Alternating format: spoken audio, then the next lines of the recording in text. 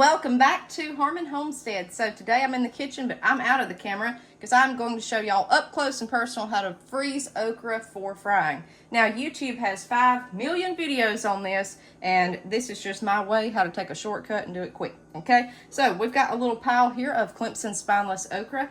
Does great down here in Alabama heat and humidity. That's what you want to grow. I do have one piece of red burgundy okra. I'm not that impressed with it, guys. It's ornamental, but it's not a heavy producer like Clemson spineless. So the first thing that you want to do is wash your okra. We've done that. And I'm going to get my batter ready. What I'm going to do is pre-batter this before I freeze it. So what you need is a pretty big bag or a bowl. I've got a huge Ziploc bag here, and I've got, look, it does not matter how you do this, okay? I've got flour and I've got cornmeal. What I'm going to do is a cup of each. Just make sure however much you put in here to batter all of your okra that it's equal. So you could do half a cup of flour, half a cup of cornmeal. You could do 3 cups of cornmeal, 3 cups of flour. Just make sure it's a 1-to-1 ratio. You want it together. It's not going to do as well just straight cornmeal. It's not going to do worth a hoot if it's just flour. So you need cornmeal and okra. That's how I do it. So I've got a cup here, or that's 3/4 cup.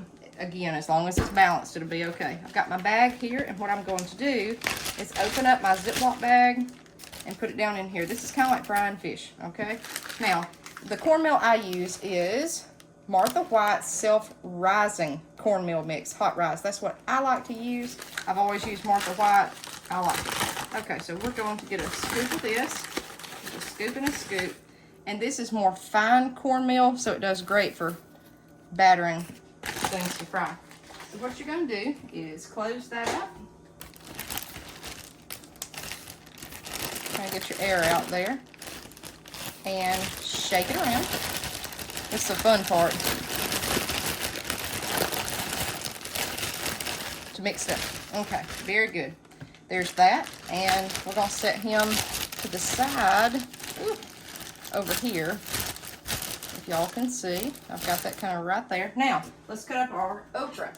So what I'm going to do, I've already got some right there, is I am going to take the top end off, take the bottom end off, the blossom end, throw that to your chickens or your farm animals, and cut just little okra pieces. I'm going to say maybe 3/4 of an inch. That's what you want to do. Next, put it in your batter like that. If you wash it and then put it right in there, it'll help that meal to stick on it. Now this right here, I'm having trouble cutting through this. Now I call that woody.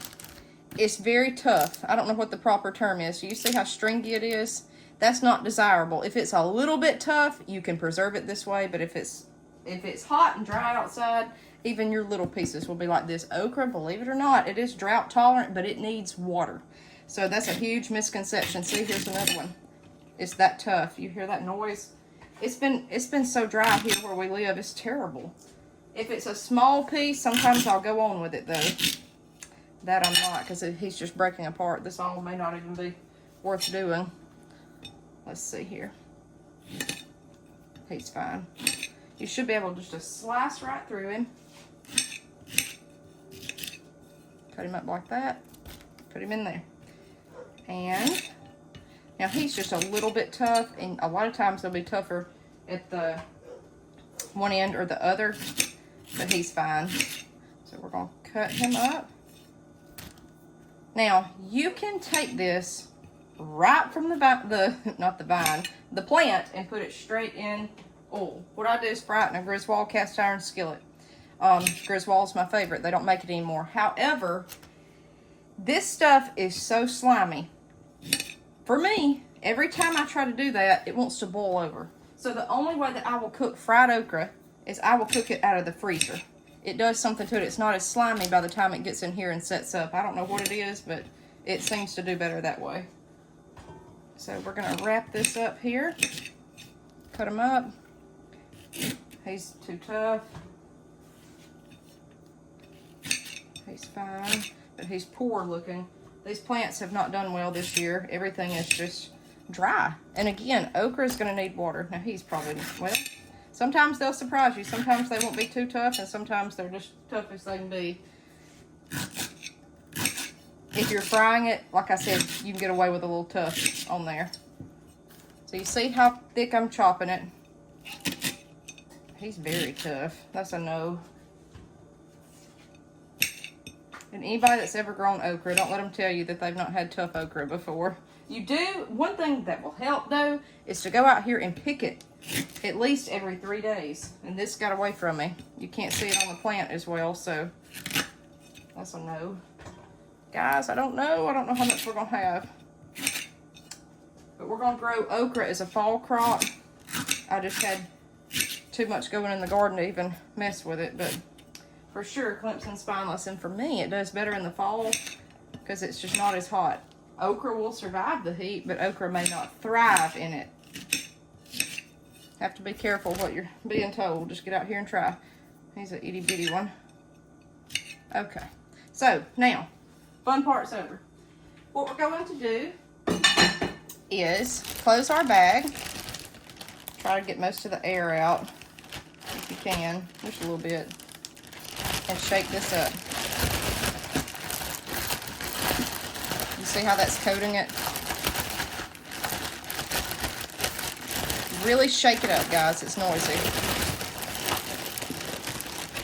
Just easier to do it in this bag than the bowl to me. Okay, so now that's my batter bag. What we're going to do is get this okra out of here into here. You could use a spoon, you can use your hand, whatever works. I am going to go on and put it in a Ziploc bag. This is a freezer bag. Okra 7-2-24. Put it in here, and that's it, guys. That's it. Now, I'm going to show you this. A lot of people want to use a baking pan, okay? And they'll separate it and put it out, and I've done that. But let me tell you, by the time you get it out of that baking pan and get it in the freezer, it's still going to be a frozen blob. I'm going to show you what it looks like frozen. Ooh. This come out of my freezer. If you are frying this, it does not matter. Let it thaw just a little bit, enough to where you can break it up. Let it sit on the counter while your oil's heating up. You can pop it apart. Now be careful. That grease is going to splatter badly when you put that ice cold frozen okra in it. But it fries up just fine. It takes a little bit longer to get it done that way, but that's it. You're going to have a lot of the batter left over. It'll kind of flake off, but you can see how it's held together. Honestly and truly, it does better frozen in one clump. I can't tell that it's freezer burnt. My husband can't tell that it's freezer burnt. We know it kind of is, and it's in one clump. Guys, let it sit here, thaw for a few minutes while your oil's heating up. Bust it apart with your hands and dump it in the skillet. And I just noticed that one's got a tear in it, so I don't know if I just did that or what, but anyways, I wanted to show you how it looks pre-froze because I pulled that out to cook this week. So what I'm going to do here is do that. Now, you can do the vacuum sealer bags, and you'll probably have better luck than me as far as tears in your little bags, but the Ziploc bags work just fine. So I take my hands and just put it in here, just like that, guys.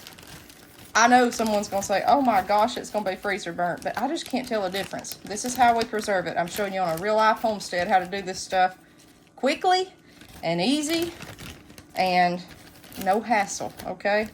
If you watch some of these videos, you end up needing 500 kitchen gadgets, and we don't have time for all that. You don't have the storage for that. You ain't got the time for that. You don't have the budget for that. We ain't got time for all that, okay? Just do it like this. So I'm kind of picking through here. Now, if you do a lot, it's kind of hard to siphon out what's what. But see how I'm shaking it with my hand? It's just like frying fish. You kind of find the pieces here. Just make sure you get everything out. And look. One little piece. That littlest piece I was looking for. Okay, so now what we're going to do is get the air out of here.